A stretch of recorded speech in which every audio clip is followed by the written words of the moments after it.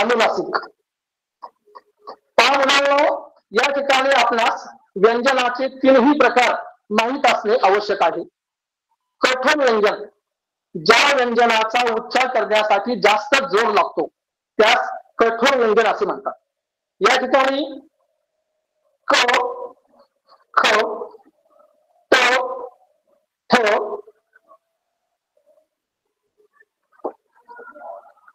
च, छ, त, थ, प, ह आणि श, श आणि स या ठिकाणी हे कठोर व्यंजने आहेत. तर पुढचा आपला घटक आहे म्हणजे व्यंजनाचा पुढचा प्रकार नंबर 2चा तो आहे मृदू व्यंजन. ज्या व्यंजनाचा उच्चार आपल्यास सहजपणे करता येतो त्यास मृदू व्यंजन असे म्हणतात. यामध्ये ग, घ, ज, झ, ड, ढ, द, ध, ब आणि भ या ठिकाणी हे मृदू व्यंजने आहेत. नंबर 3चा प्रकार आहे तो आहे अनुनासिक. या ठिकाणी आपणास सूचना कामन हा उपघटक पाहायचा आहे. तो पाहण्यासाठी आपल्याला प्रथमतः या गोष्टीचे ज्ञान असणे आवश्यक आहे. नंबर 3चा प्रकार आहे अनुनासिक. तर आपल्या या मराठी वर्णमालेमध्ये ग, त्र, न, न आणि म हे आपले अनुनासिक आहे. आता अनुनासिक म्हणजे काय?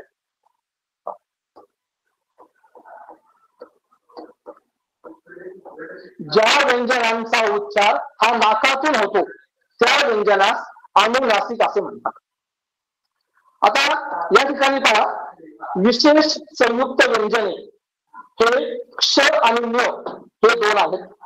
ज्याप्रमाणे आपण स्वरांचे प्रकार दोन पाहिले, ऱ्हस्व स्वर, दीर्घ स्वर, त्याचप्रमाणे संयुक्त स्वर सुद्धा असतात. संयुक्त स्वर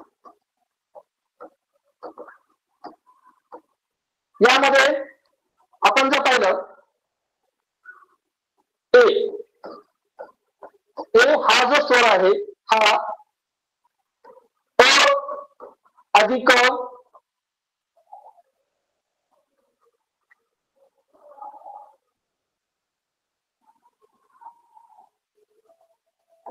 ई आणि आई हा आ अधिक ई या दोन स्वरांनी बनलेला असतो. तसेच ओ हा अ अधिक ए आणि औ हा आ अधिक ऐ या दोन स्वरांनी बनलेला असतो, म्हणून त्यांना संयुक्त स्वर असे म्हणतात.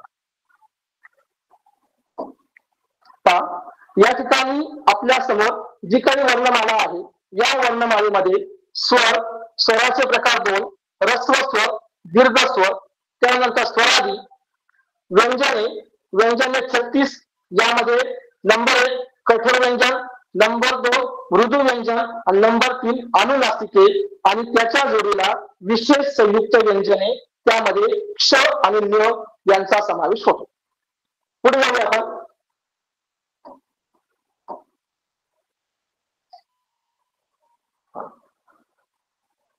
ज्याप्रमाणे आपल्याला वर्णमालेची माहिती आवश्यक आहे त्याचप्रमाणे आकारांत शब्द, आकारांत शब्द, इकारांत शब्द, इकारांत शब्द, उकारांत शब्द हे आपण पाहूया. प्रथमतः आकारांत शब्द म्हणजे ज्या शब्दाचे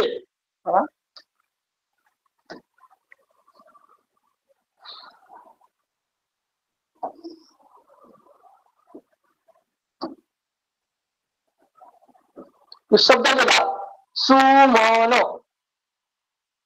या शब्दाचे जे शेवटचे अक्षर आहे या शेवटच्या अक्षराला कोणताही काना मात्रा वेलांटी उकार आलेला नाही. म्हणजे या ठिकाणी सुमन हा जो शब्द आहे हा शब्द या ठिकाणी आकारांत शब्द आहे. आपण अजून घेऊया.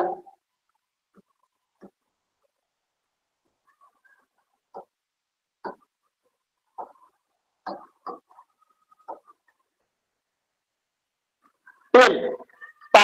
पेन या शब्दाचे जे शेवटचे अक्षर आहे याला सुद्धा काना मात्रा वेलांटी उकार काही आलेला नाही. म्हणजे पेन हा सुद्धा शब्द या ठिकाणी आकारांत शब्द आहे. पुढे जाऊया आपण. आकारांत शब्द म्हणजे ज्या शब्दाच्या शेवटच्या अक्षराला काना असतो त्या शब्दाला आकारांत शब्द असे म्हणतात. म्हणजे आपला पहिला शब्द आला मामा. तर मामा या शब्दाचे जे शेवटचे अक्षर आहे मा, तर मा या अक्षराला काना आलेला आहे. म्हणजे मामा हा आकारांत शब्द आहे. पुढे जाऊया आपण.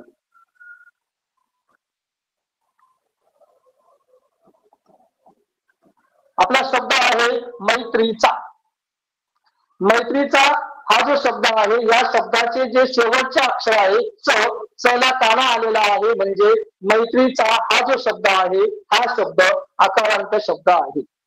पुढे जाऊया आपण. इकारांत शब्द ज्या शब्दाच्या शेवटच्या अक्षराला पहिली वेलांटी असते त्या शब्दाला इकारांत शब्द असे म्हणतात.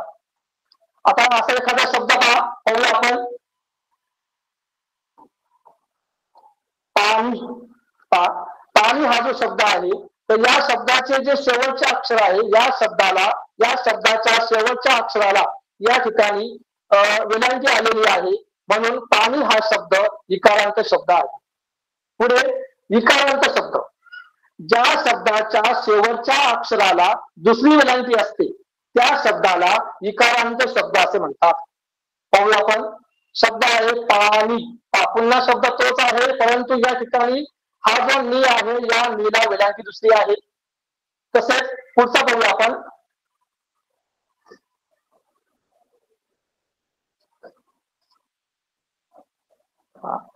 शब्द आहे आपला सासरी. तर सासरी हा जो शब्द आहे या शब्दाचे जे शेवटचे अक्षर आहे र या अक्षराला दुसरी वेलांटी आलेली आहे. म्हणजे सासरी हा इकारांत शब्द आहे. पुढे जाऊया आपण. उकारांत शब्द ज्या शब्दाच्या शेवटच्या अक्षराला पहिला उकार असतो त्या शब्दाला उकारांत शब्द असे म्हणतात. शब्द पाहूया आपण. शब्द लिहिला सानू. तर सानू हा जो शब्द आहे या शब्दाचे जे शेवटचे अक्षर आहे या शेवटच्या अक्षराला पहिला उकार आलेला आहे. म्हणजे सानू हा उकारांत शब्द आहे. या ठिकाणी आपण आकारांत शब्द, आकारांत शब्द, इकारांत शब्द, इकारांत शब्द, उकारांत शब्द या ठिकाणी आपण पाहिलेले आहेत.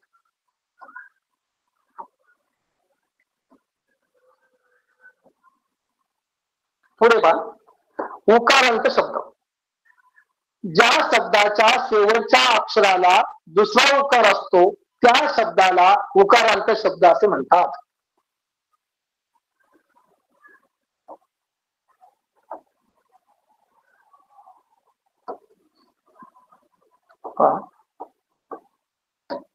शब्द आहे आपला कुंकू. कुंकू या शब्दाचे जे शेवटचे अक्षर आहे या शेवटच्या अक्षराला उकार दुसरा आलेला आहे. म्हणजे या ठिकाणी कुंकू हा उकारांत शब्द आहे. अजून पाहूया आपण. मनू. मनू हा जो शब्द आहे या शब्दाचे जे शेवटचे अक्षर आहे न या अक्षराला उकार दुसरा आलेला आहे. म्हणजे या ठिकाणी मनू हा सुद्धा शब्द उकारांत शब्द आहे. पुढे एकारांत शब्द ज्या शब्दाच्या शेवटच्या अक्षराला एक मात्रा असतो त्या शब्दाला एकारांत शब्द असे म्हणतात. पाहूया आपण. शब्द आहे आपला माने. माने हा जो शब्द आहे या शब्दामध्ये न हे जे शेवटचे अक्षर आहे या अक्षराला एक मात्रा आलेला आहे. म्हणजे या ठिकाणी माने हा एकारांत शब्द आहे. पुढे शब्द आला आपला सामने. तर सामने हा जो शब्द आहे या शब्दाचे जे शेवटचे अक्षर आहे न, तर न या अक्षराला एक मात्रा आलेला आहे, म्हणजे या ठिकाणी हा सुद्धा या ठिकाणी एकारांत शब्द आहे. पुढे ऐकारांत शब्द, ज्या शब्दाच्या शेवटच्या अक्षराला 2 मात्रे असतात त्या शब्दाला ऐकारांत शब्द असे म्हणतात. शब्द आहे, शब्द आपण कोणता लिहू शकतो, महामयी. माझा शब्द आहे महामयी.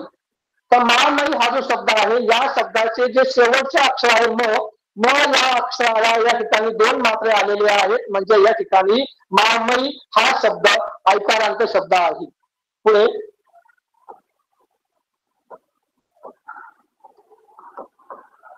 माझा शब्द आहे सागरई.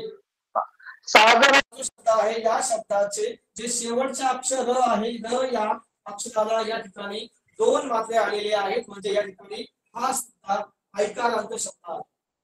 पुढे जाऊया आपण ओकारांत. ज्या शब्दाच्या शेवटच्या अक्षराला काना आणि मात्रा असतो त्या शब्दाला ओकारांत शब्द असे म्हणतात. आपण शब्द पाहूया.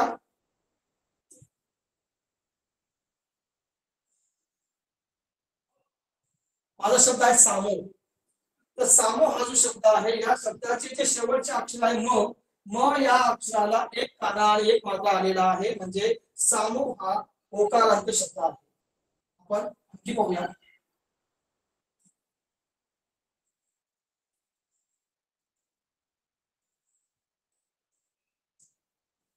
माझा शब्द आहे देवतांगू. तर देवतांगू हा जो शब्द आहे या शब्दाचे जे शेवटचे अक्षर आहे न, तर न या अक्षराला एक काना आणि एक मात्रा आलेला आहे, म्हणजे देवतांगू हा शब्द ओकारांत शब्द आहे.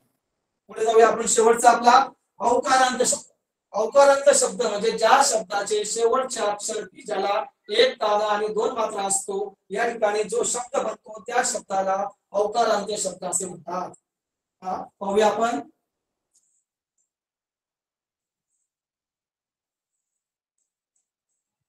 शब्द लिहिला पापनो.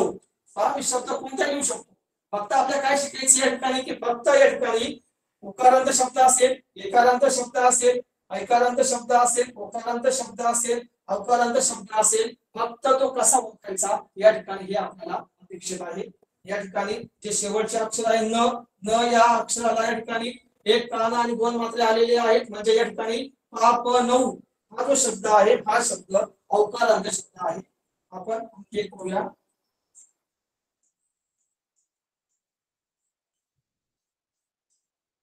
शब्द आहे गिलको. तर गिलको हा जो शब्द आहे या शब्दाचे सुद्धा शेवटचे अक्षर की ज्याला एक काना आणि एक मात्रा आहे, या ठिकाणी हा गिलको हा शब्द सुद्धा या ठिकाणी अवकारांत शब्द आहे.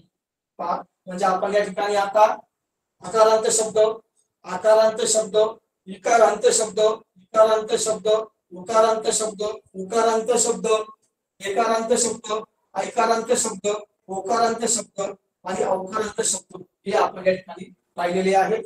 आपण पुढे जाऊया. आता पुढे पहा आपला सूचना पालन हा जो आपला उपघटक आहे याच्याशी संबंधित या ठिकाणी आपल्याला जोडाक्षर हे माहित असणे अत्यंत महत्त्वाचे आहे. सुरुवातीला जोडाक्षर म्हणजे काय हे आपणास माहित असते. जोडाक्षर म्हणजे 2 किंवा अधिक व्यंजने. पहा मुलांनो, आपण आताच या ठिकाणी वर्णमाला पाहिलेली आहे. त्या वर्णमालेमध्ये आपण स्वर आणि व्यंजने यांची माहिती घेतलेली आहे, आणि स्वर आणि व्यंजने यांच्याशी संबंधितच या ठिकाणी जोडाक्षर हा शब्द आलेला आहे. म्हणजेच काय की जोडाक्षर म्हणजे 2 किंवा अधिक व्यंजने एकत्र येऊन तयार होणारे अक्षर ज्यामध्ये शेवटी एक स्वर मिसळतो त्या शब्दाला किंवा त्या अक्षराला या ठिकाणी जोडाक्षर असं. आपण आता पहा या ठिकाणी काही आपण जोडाक्षर पाहूया. न्य, क्ष, प्र, प्र, ती, थ्री,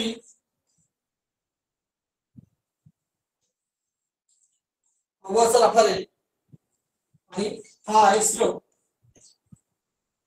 या ठिकाणी मी जे जोडाक्षर लिहिलेली आहेत तर ते कशी बनलेली आहेत हे आपण या ठिकाणी पाहूया. आपली जी व्याख्या आहे ती व्याख्या काय सांगते की जर तुम्हाला दिलेलं जे अक्षर आहे ते जोडाक्षर आहे हे जर ओळखायचं असेल तर त्यामध्ये कमीत कमी 2 आणि जास्तीत जास्त 2पेक्षा जास्त व्यंजने या ठिकाणी आली पाहिजे. आपण मागाशी जी वर्णमाला पाहिलेली आहे त्यामध्ये आपण काय शिकलो की वर्णमालेमध्ये एकूण 36 व्यंजने असतात. आपण पहिले पाहूया न्य अधिक य अधिक न.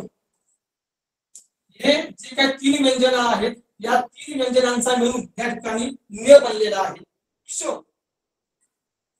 क अधिक क्ष म्हणजे क्ष.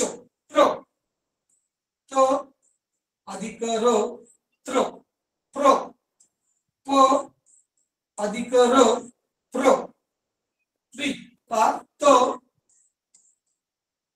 अधिक र थचा थ अधिक र वचा व अधिक र क्ष श अधिक र. पा या ठिकाणी मी जे लिहिलेली आहे ती व्यंजन आहे.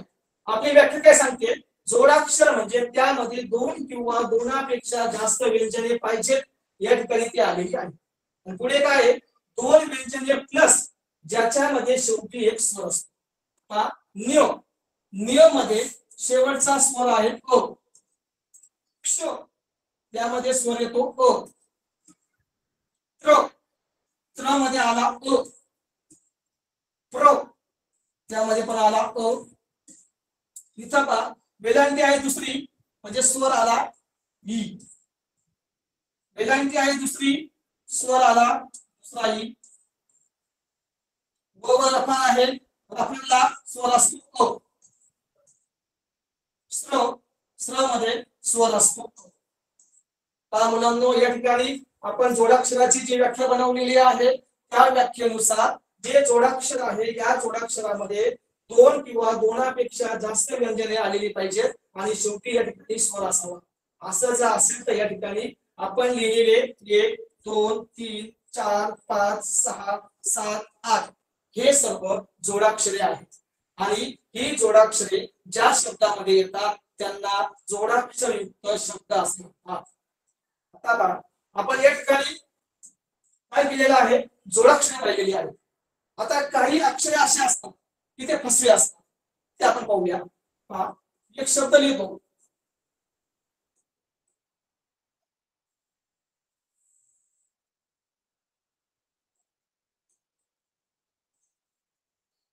हा शब्द आहे आपला वाङ्मय. दुसरा शब्द आहे आपला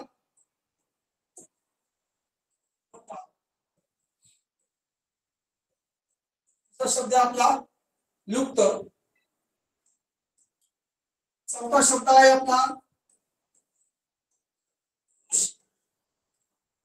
या ठिकाणी मी जे 4 शब्द लिहिलेले आहेत आपण आता काय पाहिलेलं आहे की जोडाक्षर म्हणजे काय की ज्यामध्ये 2 किंवा 2पेक्षा जास्त व्यंजने असतात आणि एक स्वर असतो त्याला आपण जोडाक्षर असतो.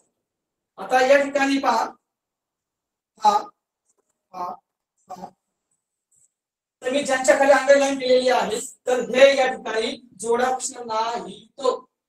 त्यामुळे आपण लक्षात ठेवायचं आहे की जेव्हा याला म्हणतात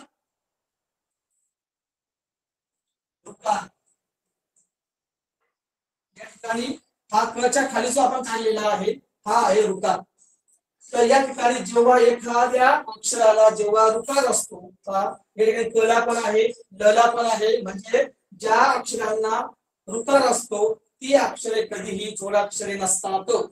तसेच हा रू आपण मगाशी आपण जी काही वर्णमाला पाहिलेली आहे त्यामध्ये रू पहा तुम्ही जर समाजा मगाची जर वर्णमाला पाहिली असेल तर त्यामध्ये पहा हे 2 स्वर आपण ते लिहिलेले आहेत म्हणजे रू आणि लू हे सुद्धा अक्षरे ज्या ठिकाणी येतात ते सुद्धा जोडाक्षरे नसतात.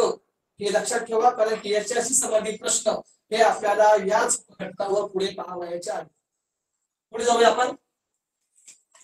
आता ते पाहण्याच्या अगोदर पहा आपण एक साधा सोपा प्रश्न बघूया.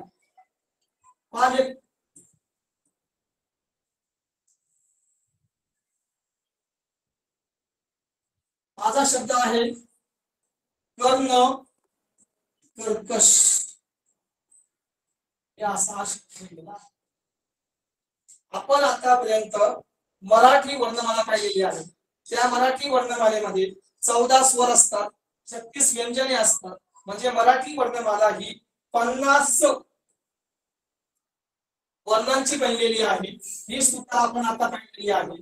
तर माझा प्रश्न आता असा आहे की कर्ण कर्कश हा जो शब्द आहे, या शब्दामध्ये एकूण या ठिकाणी वर्ण किती आहेत किंवा व्यंजने किती आहेत? आपल्याला कर्ण कर्कश या शब्दामध्ये किती व्यंजन असतात हे आपल्याला शोधायचे आहे. आपण काय शिकलेलो आहोत की या ठिकाणी जी मराठी वर्णमाला आहे, या मराठी वर्णमालेमध्ये एकूण 36 व्यंजने आहेत. मग या ठिकाणी कर्ण कर्कश हा जो शब्द आहे, या शब्दामध्ये एकूण किती व्यंजने आलेली आहेत? याचं उत्तर बघून सांगू शकतो का? या ठिकाणी कर्ण कर्कश हा जो शब्द आहे, या शब्दामध्ये एकूण किती व्यंजने येतात? तर या ठिकाणी मुलांना तुम्हाला या ठिकाणी याचं उत्तर द्यायचं आहे. सर्वांनी करून पहा.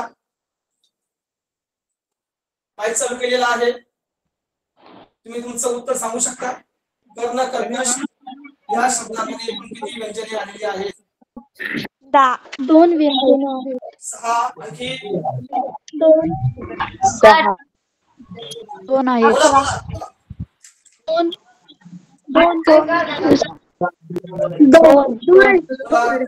2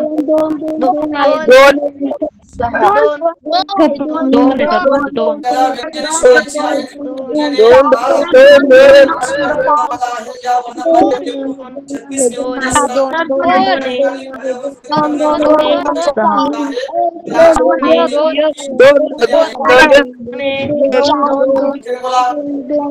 दोन आहे. 2 बस मुलांना 2 आहे. 5 मुलांना 2 2 2 2 4 2 8 ठीक आहे, बघूया का? तर या ठिकाणी तुम्ही उत्तराचा शोधलेला आहे. मला चांगलं सांगा. क आलेला आहे, न आलेला आहे, न वर रफल आहे. जेव्हा रफल असतो मुलांनो, तेव्हा व्यंजन असतं र. पुन्हा क आलेला आहे, पुन्हा क आलेला आहे, पुन्हा या क वर रफल आहे, पुन्हा र आलेला आहे, इकडे श आलेला आहे आणि शेवटी य आलेला आहे. कर्ण कर्कश आपला शब्द आहे कर्ण कर्कश. यामध्ये 1 2 3 4 5 6 7 8. तर ज्यांनी याचं उत्तर 8 हे सांगितलेलं आहे त्यांचं उत्तर बरोबर आहे. बाकीचे चुकलेले आहेत, चुकू द्या, परंतु या ठिकाणी समजावून घ्या आणि पुन्हा आपली चूक होणार नाही याची काळजी घ्या. ठीक आहे, आपण पुढे जाऊया.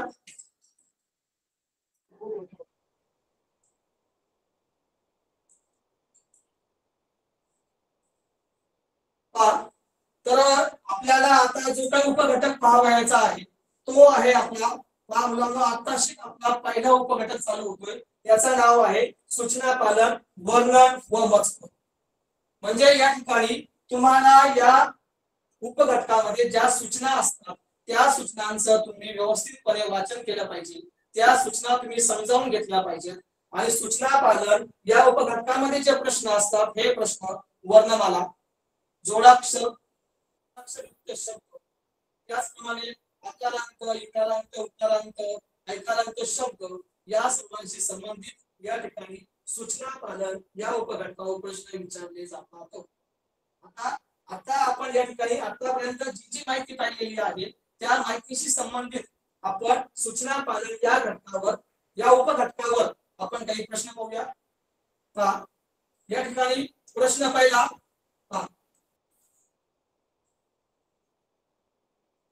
प्रश्न पहिला या ठिकाणी पहा तुमच्या समोर आलेला आहे. या ठिकाणी संबंधित प्रश्नासाठी वाचन करायचं आहे. प्रश्न आपला असा आहे, सत्यासत्य विजय.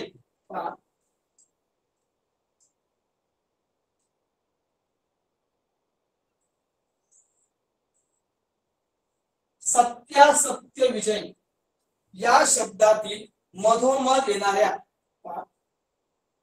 1 2 3 4 5 6 7 7 मध्ये मधोमध येणाऱ्या अक्षराच्या उजवीकडील दुसऱ्या अक्षराच्या उजवीकडे नंबर 2 ला ज आणि दुसऱ्या अक्षराच्या डावीकडील तिसरे अक्षर 1 2 3 या ठिकाणी जे उत्तर आलेलं आहे तुम्ही सर्वांनी शोधलं असेल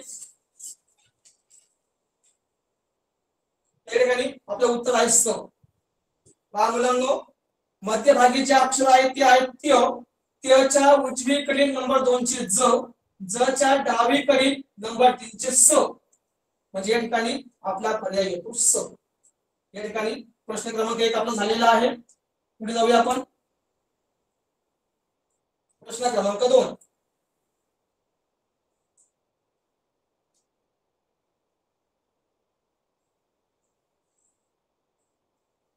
प्रश्न क्रमांक 2 ग स ट द ग स द ड ट ग ग स या अक्षर समूहात ग नंतर स हा मुलांनो हा आपला ग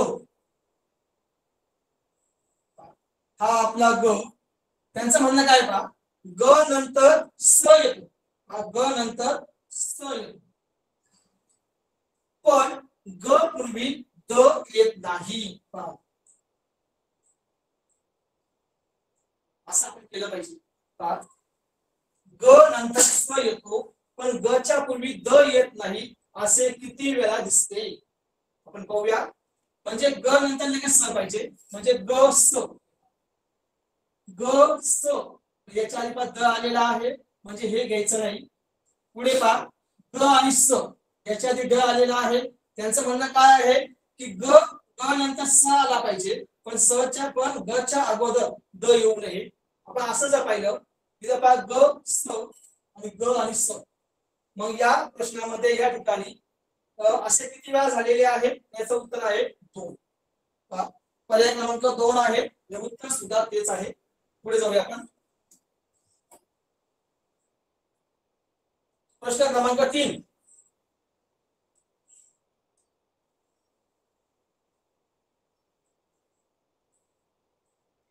प्रश्न क्रमांक 3 आजरामर या शब्दातील अक्षरापासून खालील पर्यायापैकी कोणता शब्द तयार होत नाही. या ठिकाणी सर्वात शेवटचा जो शब्द आहे अत्यंत महत्वाचा आहे. प्रश्न काय आपला की कोणता शब्द तयार होत नाही म्हणजे आपल्याला जो होत नाही तो शोधायचा आहे. पहिला शब्द आहे अमर या ठिकाणी बनलेला आहे. जरा तो सुद्धा बनलेला आहे. राम तो सुद्धा बनलेला आहे आणि अजगर अ ज ग र यामध्ये अ आलेला आहे ज आलेला आहे पण हा जो काही ग आहे हा ग यामध्ये आलेला नाही. त्यामुळे या ठिकाणी अजगर हा पर्याय क्रमांक 4 हा आपला या ठिकाणी बरोबर आहे. पुढे जाऊया आपण प्रश्न क्रमांक 4.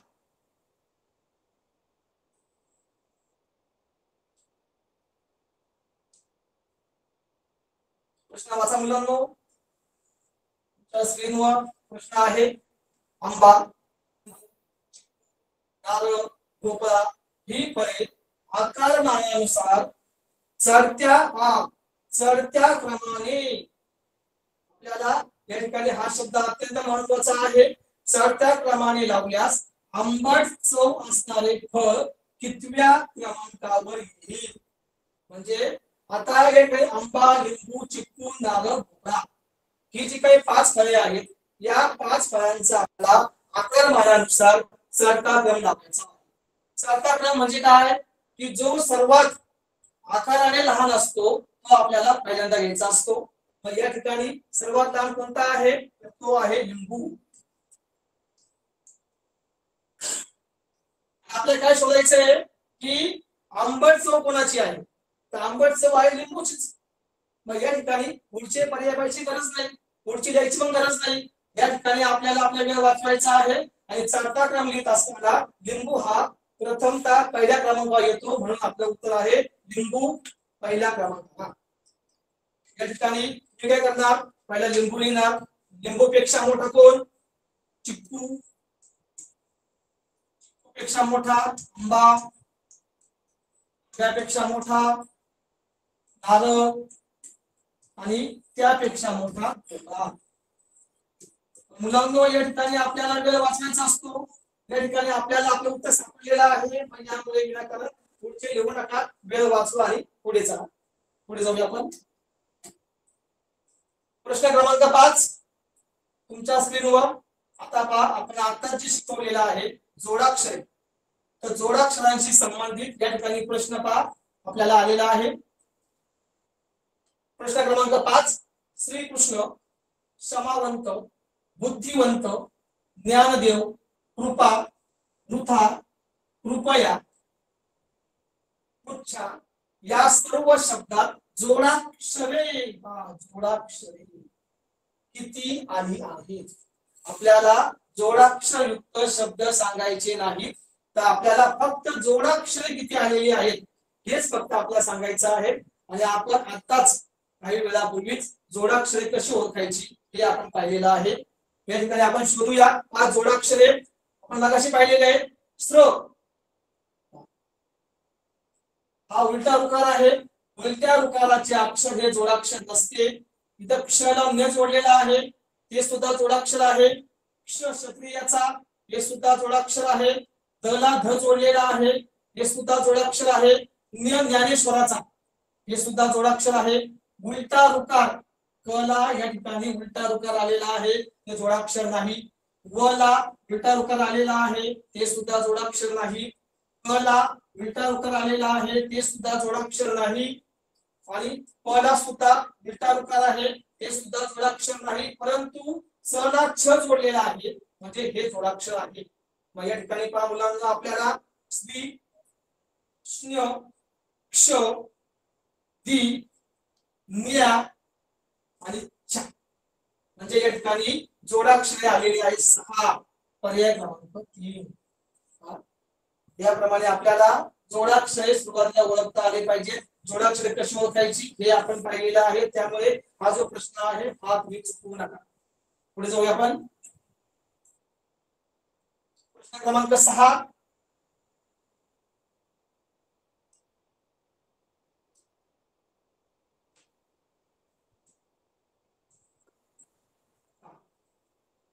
आपलं वाक्य आहे, सीताराम बोलता बोलता अचानक थांबला आणि थोड्या वेळाने पुन्हा बोलू लागला. हे आपलं वाक्य. या वाक्यात आकारांत पहा मुलांना, आपण आता शिकवलेला आहे. आकारांत शब्द किती आहेत? आकारांत शब्द म्हणजे काय, की ज्या शब्दाच्या शेवटच्या अक्षराला काना असतो त्या शब्दाला आकारांत शब्द म्हणतात. तर शब्द पाहायचा आहे सीताराम. सीताराम मध्ये जो शेवटचा म आहे, म ला काना नाही, त्यामुळे सीताराम हा शब्द या ठिकाणी आकारांत नाही.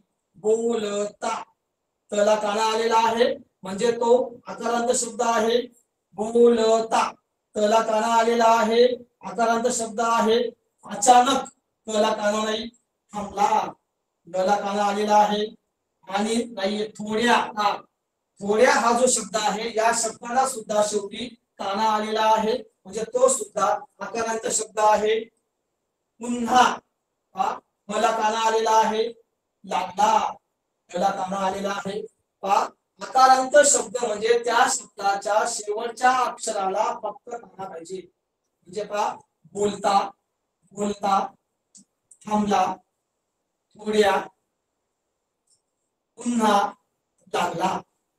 1 2 3 4 5 6 या ठिकाणी आकारांत शब्द या ठिकाणी आलेले आहेत 6, म्हणजे पर्याय क्रमांक 1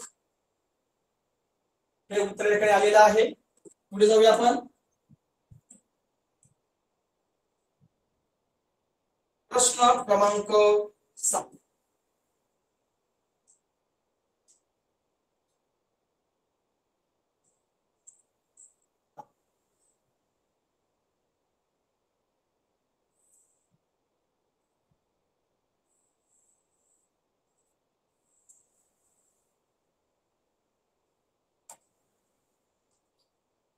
फळे, कंदमुळे, पालेभाजी या प्रकारचे सर्व पदार्थ आपल्या आहारात असावेत. या वाक्यात एकारांत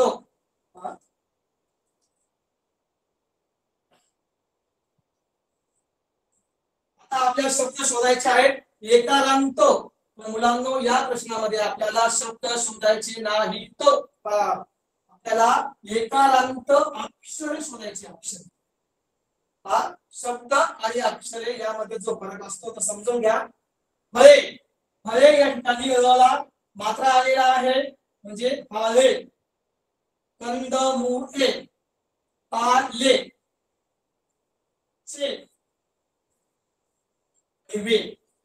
मुलांनो एकारांत अक्षर म्हणजे काय की ज्या अक्षरावर एक मात्रा असते त्याला म्हणतात एकारांत अक्षर.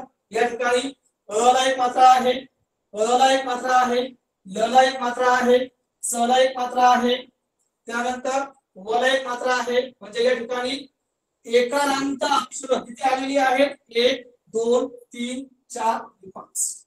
म्हणजे प्रश्न क्रमांक 7 याचं उत्तर आहे 5. जाऊया आपण.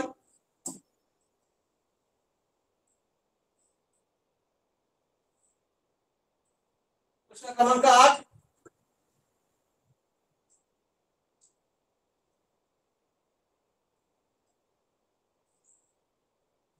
प्रश्न क्रमांक 8 आहे 1 ला टाळी, 2 ला पाव, 3 ला थांबा, 4 ला बसा.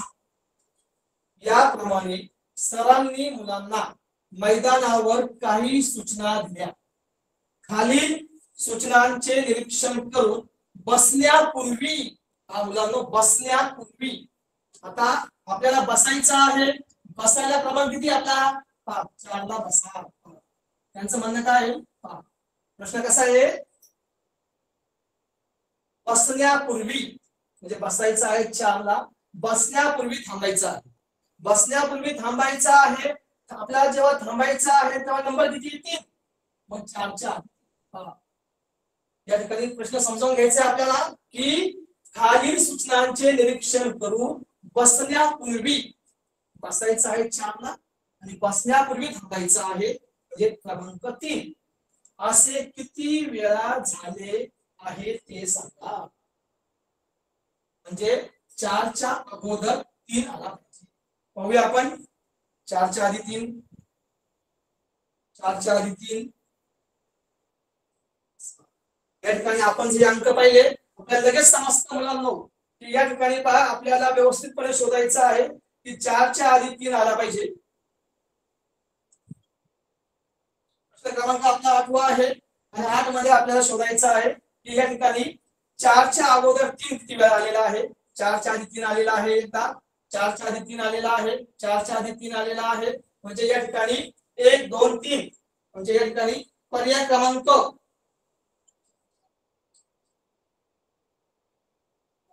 पर्याय क्रमांक 1 या ठिकाणी आपलं उत्तर आहे पर्याय क्रमांक 1. प्रश्न पुढचा पाहूया आपण. प्रश्न क्रमांक 9 सर्वांनी वाचायचा आहे.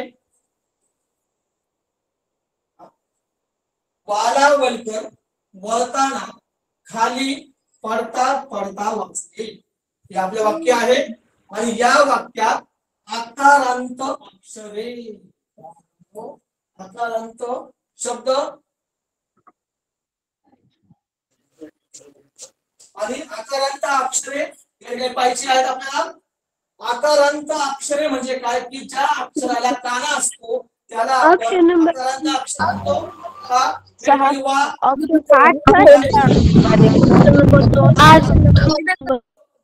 काना आहे न, नला काना आहे ख, फला काना आहे त, तला काना आहे त, तला काना आहे व, वला काना आहे.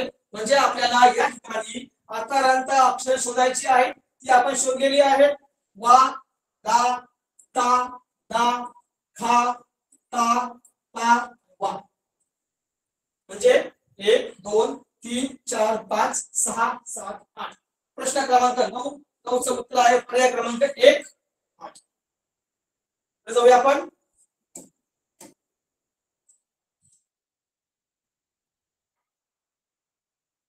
प्रश्न क्रमांक 10. प्रश्न क्रमांक 10 जो आहे तुम्हाला या ठिकाणी जोडाक्षराशी संबंधित आहे. की आपण आत्ताच या ठिकाणी जोडाक्षरे पाहिलेली आहेत.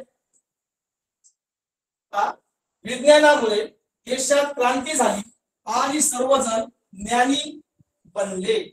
इथे वाक्य संपलेलं आहे. या वाक्यात जोडाक्षरे असणारे शब्द किती आहेत? या ठिकाणी आपल्याला शब्द शोधायचे. या ठिकाणी आपल्याला अक्षरे अपेक्षित नाहीत, तर आपल्याला शब्द पाहिजे. पहिला शब्द आहे विज्ञानामुळे. विज्ञानामुळे या शब्दामध्ये न आलेला आहे, म्हणजे हे हा जोडाक्षरयुक्त शब्द आहे. या ठिकाणी कोणताही जोडाक्षर आलेला नाही. क्रांती, क्रांतीमध्ये त्याचा पाय जोडलेला आहे, म्हणजे हे जोडाक्षर आहे, म्हणजे हा जोडाक्षरयुक्त शब्द आहे. सर्वजण, सर्वजण मध्ये व ला रफार आलेला आहे आणि ज्या अक्षराला रफार असतो ते जोडाक्षर असतं, म्हणून हा सर्व शब्द हा जोडाक्षरयुक्त शब्द आहे. ज्ञानी, ज्ञानी मध्ये ज्ञानेश्वराचा आलेला आहे आणि ज्ञानेश्वराचा हे जोडाक्षर आहे. म्हणजे या ठिकाणी पहा, विज्ञानामुळे, क्रांती, सर्वजण आणि ज्ञानी असे या ठिकाणी 4 शब्द हे जोडाक्षरयुक्त शब्द आलेले आहेत. त्यामुळे या ठिकाणी आपला पर्याय क्रमांक आहे. मुलांना या ठिकाणी या ठिकाणी आपला जो पहिला उपघटक होता तो होता सूचना पालन. तर सूचना पालन या घटकाशी संबंधित आपण काही प्रश्न या ठिकाणी पाहिलेले आहेत. आपण पुढे जाऊया. आपला पुढचा उपघटक आहे भाषा. तर भाषा ज्ञान हा जो उपघटक आहे या घटकाशी माहिती बनवायची आहे. तर या ठिकाणी हा घटक आपल्याला चांगला येण्यासाठी या ठिकाणी सर्वात महत्त्वाचं म्हणजे तुम्ही नियमितपणे सामान्य ज्ञानच्या पुस्तकाचे वाचन केले पाहिजे. त्याचप्रमाणे समानार्थी शब्द, विरुद्धार्थी शब्द, म्हणी, वाक्प्रचार, अलंकारिक शब्द, पुन्हा शब्द समूहाबद्दल एक शब्द, या सर्वांचे आपण जर नियमित वाचन केले तर या ठिकाणी भाषा ज्ञान या घटकावर आधारित जे काही प्रश्न असतात ते आपल्याला सहजपणे सोडवता येतील. परंतु सांगितल्याप्रमाणे या सर्व घटकांचं आपण रोज नियमितपणे वाचन केलं पाहिजे. आपण याचे संबंधित काही 4-5 प्रश्न पाहूया. प्रश्न पहिला पहा, भाषा ज्ञान. मुलांनो, सामान्य ज्ञान या पुस्तकाचे नियमित वाचन करणे अत्यंत महत्त्वाचे आहे. प्रश्न क्रमांक 1 पहिला, भाषा ज्ञान या घटकाशी या उपघटकाशी संबंधित आहे. तो आपण पाहूया.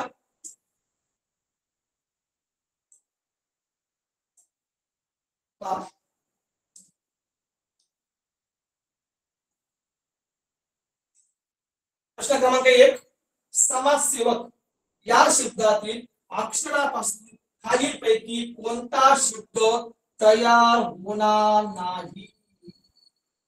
मुलांनो, कोणताही प्रश्न वाचत असताना त्याचा जो शेवटचा शब्द आहे हा शब्द वाचत असताना विशेष काळजी घ्या. पहिला शब्द आहे समाज. समाज हा शब्द आलेला आहे. सेवक हा शब्द आलेला आहे. कस पण आलेला आहे. आणि नमाज न यामध्ये समाजसेवक या शब्दामध्ये न हे अक्षर आलेलं नाही, म्हणजे या ठिकाणी आपला पर्याय क्रमांक 4 या ठिकाणी आलेला आहे. मग प्रश्न क्रमांक 1 याचं उत्तर आहे पर्याय क्रमांक 4. पुढे जाऊया आपण. मी तुम्हाला आता सांगितलेलं आहे की या ठिकाणी तुमचा जो काही शब्द साठा आहे हा जास्तीत जास्त पाहिजे. प्रश्न क्रमांक 2 सर्वांनी वाचायचा आहे. या ठिकाणी काही अक्षर आलेली आहेत. तो, ले, हा, पो, को, को आणि खो. ही सर्व अक्षरे जुळवून एक अर्थपूर्ण शब्द तयार केल्यास त्यातील सुरुवातीपासून 6वे अक्षर कोणते? म्हणजे आपल्याला सुरुवातीला मुलांनो, जेव्हा तुम्हाला शब्द बनवायचा असतो, शब्द बनवत असताना आपल्याला जो शब्द बनवायचा आहे हा शब्द किती अक्षरांचा बनवायचा आहे हे आपल्याला माहित पाहिजे. त्यामुळे सुरुवातीला आपण अक्षरे मोजायची आहेत. 1 2 3 4 5 6 7. म्हणजे तुमचा जो शब्द बनेल हा शब्द 7 अक्षरांचा असेल. तर पहा, विचार करा शब्द कोणता बनतो. या ठिकाणी शब्द बनतो पटकथा लेखक.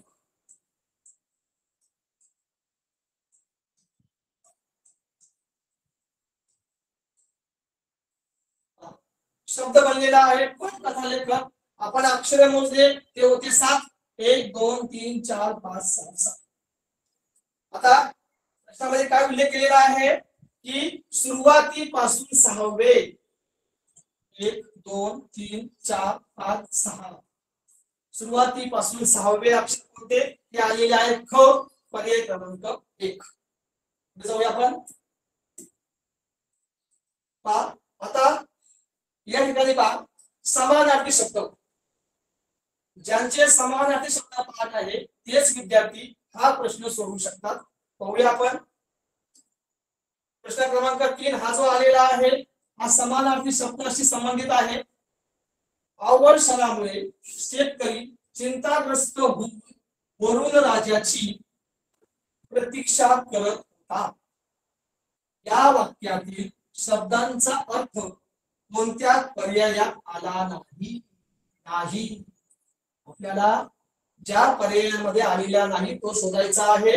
तर या ठिकाणी मी काय सांगितलं की तुमचे जास्तीत जास्त समानार्थी शब्द पाठ पाहिजेत. पहिला आहे वाट पाहणे.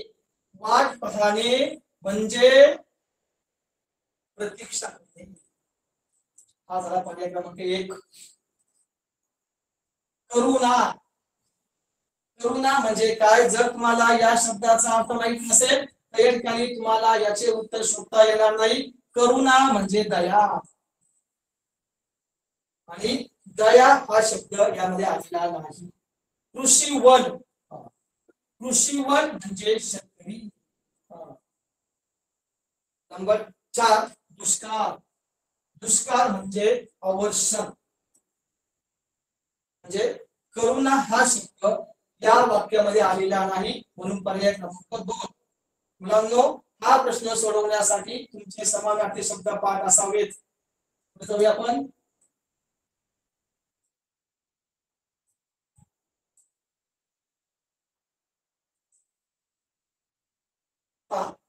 आपण हा प्रश्न घेतलेला आहे. तर हा जो शब्द आहे हा शब्द सामान्य ज्ञानाशी संबंधित आहे. प्रश्न क्रमांक 8 गोविंदाग्रजांनी लिहिलेली नाटके आजही अजरामर आहेत. हे वाक्य आहे. या वाक्यात खालीलपैकी कोणत्या लेखकाचे टोपण नाव आले आहे. म्हणजे पहा मुलांनो या ठिकाणी तुम्हाला लेखकाचं टोपण नाव सांगायचं आहे. लेखकाचं टोपण नाव सांगायचं आहे म्हणजे या ठिकाणी आपलं जे काही सामान्य ज्ञान आहे हे चांगलं पाहिजे. टोपण नाव आपण खाली जे पर्याय आहेत आपण सगळे पाहूया. वि वा शिरवाडकर. विष्णू वामन शिरवाडकर या ठिकाणी यांच्याशी संबंधित हा प्रश्न आपल्याला आलेला आहे आणि त्यांचं टोपण नाव आहे कुसुमाग्रज. वि वा शिरवाडकर त्यांचं टोपण नाव आहे कुसुमाग्रज. नंबर 2 राम गणेश गडकरी यांचं टोपण नाव आहे या ठिकाणी गोविंदाग्रज. जो प्रश्न आपल्याला आलेला आहे हा प्रश्न या ठिकाणी राम गणेश गडकरी यांच्याशी संबंधित आहे. त्यांनाच गोविंदाग्रज असे म्हणतात. नंबर 3 बापूजी ठोंबरे. मुलांनो बालकवी निसर्ग कवी त्र्यंबक बापूजी ठोंबरे तर यांचे वडील आहेत बापूजी ठोंबरे. त्यामुळे यांचं कोणतेही टोपण नाव नाहीये. शेवटचं आहे प्रल्हाद केशव अत्रे म्हणजेच आचार्य. आचार्य त्यांनाच म्हणतात प्र के. म्हणजे या ठिकाणी वि वा शिरवाडकर विष्णू वामन शिरवाडकर टोपण नाव आहे कुसुमाग्रज. राम गणेश गडकरी टोपण नाव आहे गोविंदाग्रज. आपला प्रश्न आलेला आहे गोविंदाग्रजांचा म्हणजे पर्याय क्रमांक 2. पण हे सांगत असताना बाकीचे जे पर्याय आहेत यांचे सुद्धा जे काही टोपण नावे आहेत ही आपली पाठ असावी. पुढे जाऊया आपण.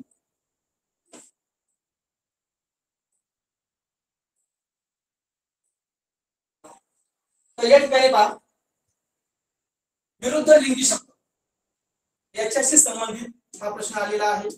म्हणजे आपला जो विषय भाषा आहे शिष्यवृत्तीचा तर त्यामध्ये जे काही विरुद्ध लिंगी शब्द आहेत ते आपले पाठ असावेत. ते जर पाठ असतील तर आपल्याला हा प्रश्न सहजपणे सोडवता येईल. प्रश्न वाचूया आपण. एक युवक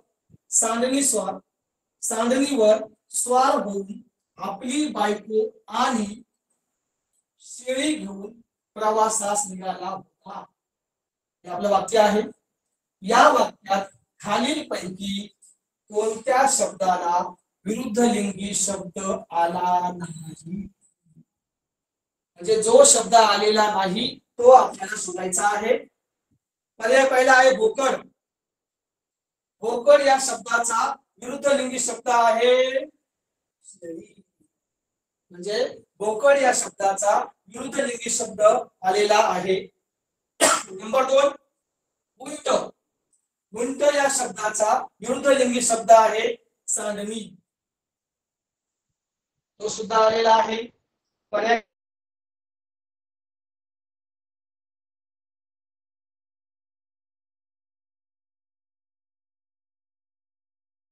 शेवटचा पर्याय क्रमांक 4 सांड. तर याचा कोणताही असा विरुद्ध लिंगी शब्द या ठिकाणी आलेला नाही. म्हणून या प्रश्नाचे उत्तर आहे पर्याय क्रमांक 4. जाऊया आपण. मुलांनो, भाषा ज्ञान हा जो उपघटक आहे या उपघटकाशी संबंधित समानार्थी शब्द, विरुद्धार्थी शब्द, म्हणी, वाक्प्रचार, अलंकारिक शब्द, विरुद्ध लिंगी शब्द, त्यानंतर एकाच शब्दाचे भिन्न अर्थ, हे सर्व आपले पाठ असणे अत्यंत महत्त्वाचे आहे. प्रश्न बघूया.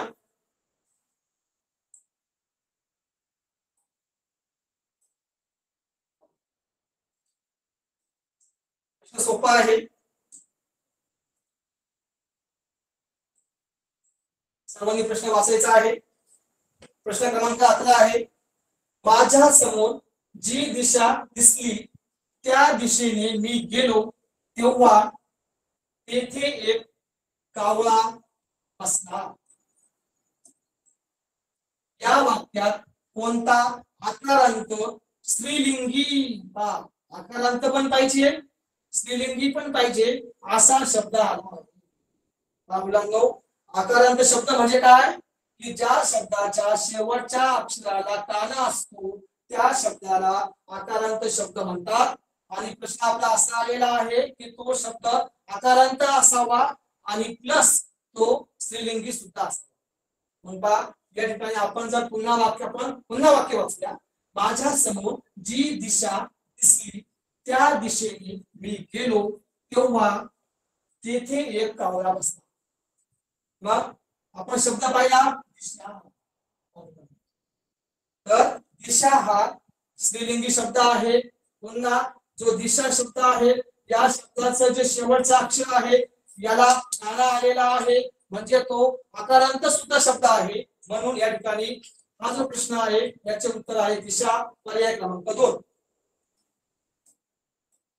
आपण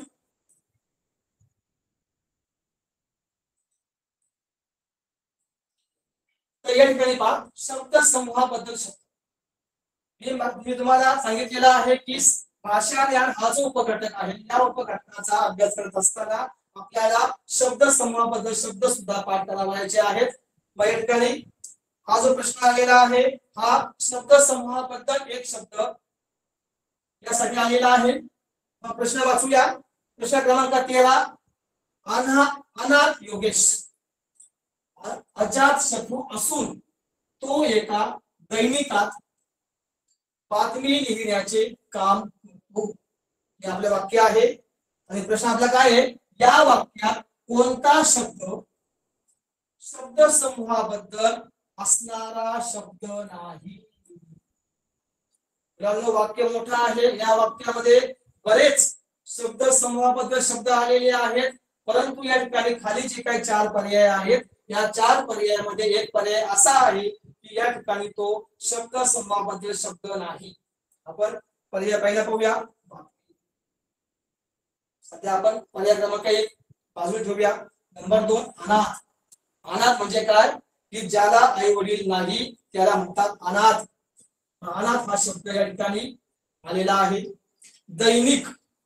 दैनिक म्हणजे दररोज प्रसिद्ध होणारे.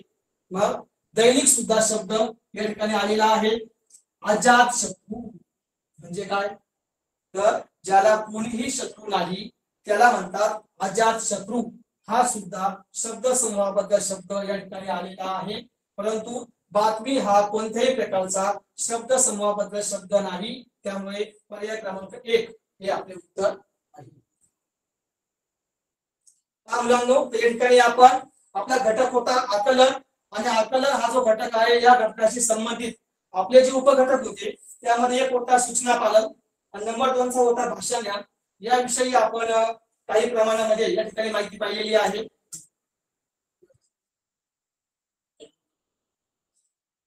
तर या ठिकाणी आपला हा याचा जो घटक आहे या ठिकाणी संपलेला आहे. सर्वांना धन्यवाद.